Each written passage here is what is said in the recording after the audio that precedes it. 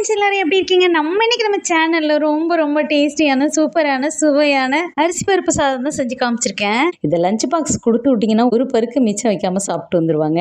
அந்த அளவுக்கு டேஸ்டா இருக்கும். ரொம்பவே குயிக்கா அந்த லஞ்ச் ரெடி பண்ணிடலாங்க. இவ்வளவு சூப்பரான டேஸ்டியான சுவையான அரிசி பருப்பு சாதம் எப்படி செய்யுதுன்னு பார்க்கலாமா?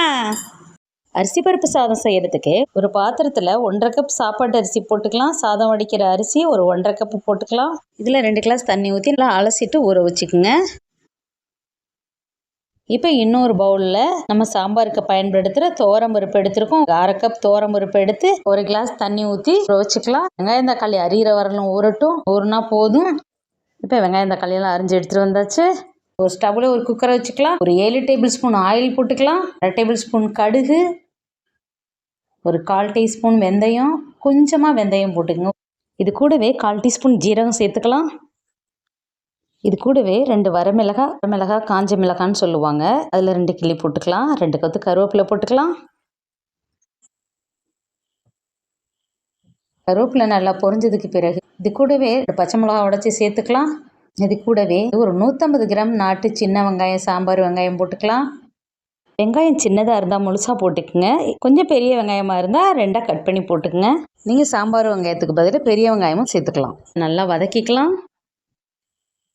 இப்போ வெங்காயம் நல்லா வதங்கியிருக்கு.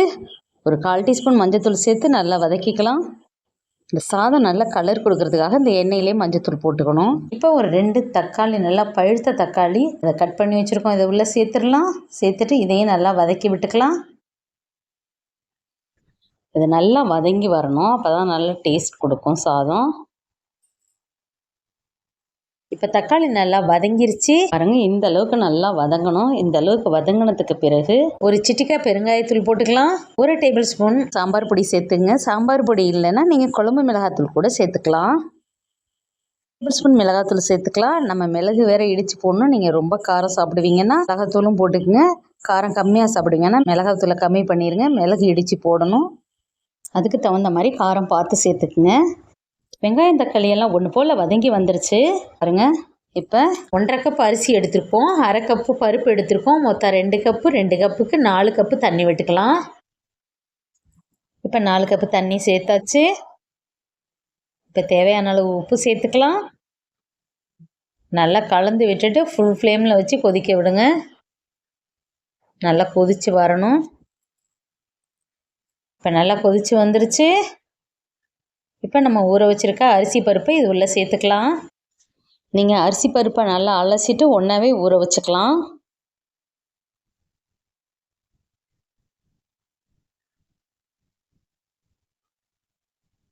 அரிசி பருப்பு எல்லாம் உள்ளே சேர்த்தாச்சு.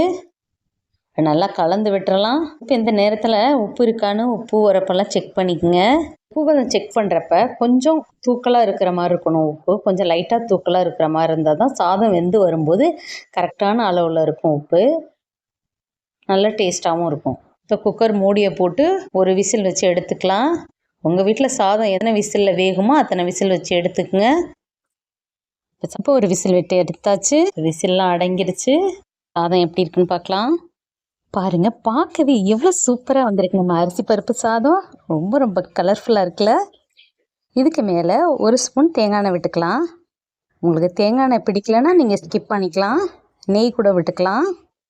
சூப்பராக வாசனையாக இருக்கும். அதனால் 1 ஸ்பூன் தேங்காய் எண்ணெய் ஊற்றிக்கலாம். 1 ஸ்பூன் மிளகு, 1/4 ஸ்பூன் ஜீரகம் சேர்த்து நல்லா ஒன்றும் அதிகமாக உடச்சி வச்சுருக்கேன். அதையும் உள்ளே சேர்த்துக்கலாம். இங்கே மிளகு ஜீரக பவுடராகவும் சேர்த்துக்கலாம். இது கூடவே ஒரு 5 பல்லு பூண்டு நல்லா நச்சு உள்ளே சேர்த்துக்கலாம். கொஞ்சமாக ஒரு 1/4 மூடி அளவு தேங்காய் துருவல் போட்டுக்கலாம்.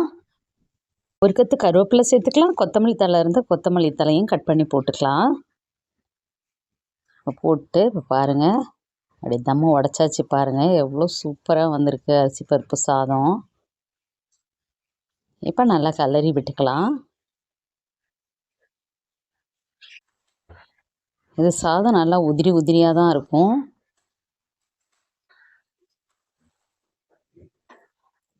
அந்த போட்டிருக்க மிளகு, ஜீரகம், தேங்காய் பூ எல்லாமே ஒன்றா மிக்ஸ் ஆகுற மாதிரி நல்லா கலந்து விட்டுக்குங்க.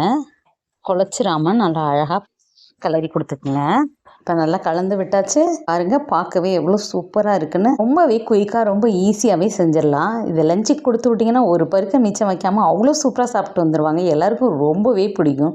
நீங்கள் டெய்லி இந்த சாதம் செஞ்சு கொடுக்குற மாதிரி இருக்கும். அந்தளவுக்கு எல்லாருக்கும் ரொம்ப பிடிக்கும். எல்லாருமே ட்ரை பண்ணி பாருங்கள். இந்த வீடியோ உங்களுக்கு பிடிச்சிருந்துச்சுன்னா லைக் பண்ணுங்கள், ஷேர் பண்ணுங்கள், கமெண்ட் பண்ணுங்கள். நம்ம சேனலை சப்ஸ்கிரைப் பண்ணி வச்சுங்க. பெல்லைக்கானையும் கிளிக் பண்ணி வச்சுங்க. ஆல்ன்ற ஆப்ஷனையும் கிளிக் பண்ணி வச்சுங்க. அப்போ தான் நம்ம அடுத்தடுத்து போகிற வீடியோ உடனுக்குடனே உங்களை வந்து சேரும். நம்ம வியூவர்ஸ் அனைவருக்கும் ரொம்ப ரொம்ப நன்றி. நம்ம சப்ஸ்கிரைபர் அனைவருக்கும் ரொம்ப ரொம்ப நன்றி.